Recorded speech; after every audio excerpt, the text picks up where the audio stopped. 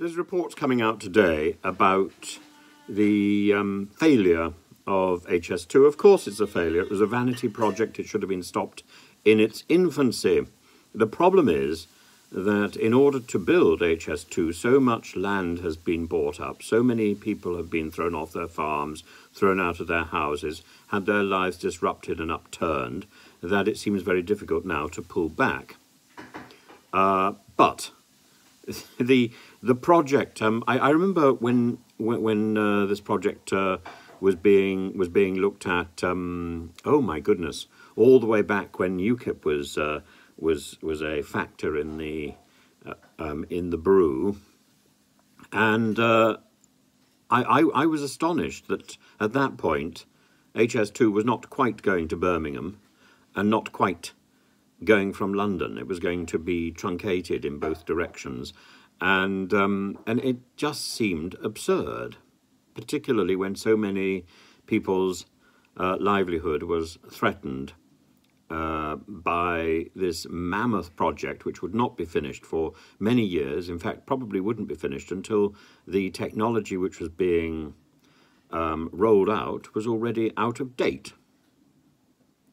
And now Andrew Gilligan, yes, Andrew Gilligan, the person who published the report about the sexing up of the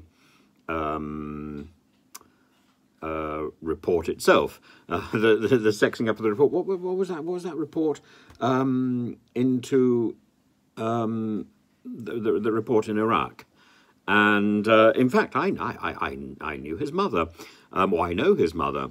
Andrew Gilligan, who was taken on by Boris Johnson and has paid attention to, been involved in the HS2 development, I think, and he says, well, only those things which are already started should be continued. He says rising costs and falling public spending means that if HS2 continues as planned, it will eat much of the rest of the public transport budget, causing terrible harm to the services that most people actually use, need and want, and which could do far more for economic growth, reducing CO2 and cutting road congestion.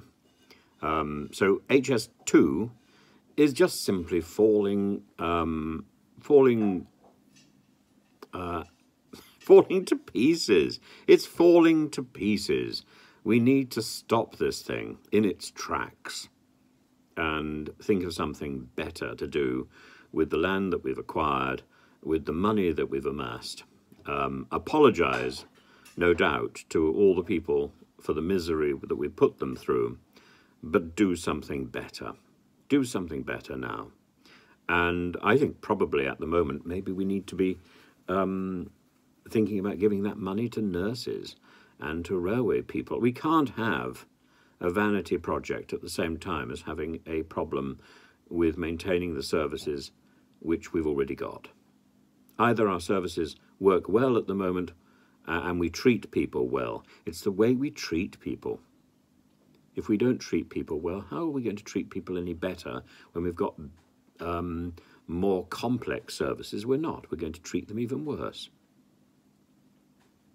We need to end this nonsense. HS2 needs to go.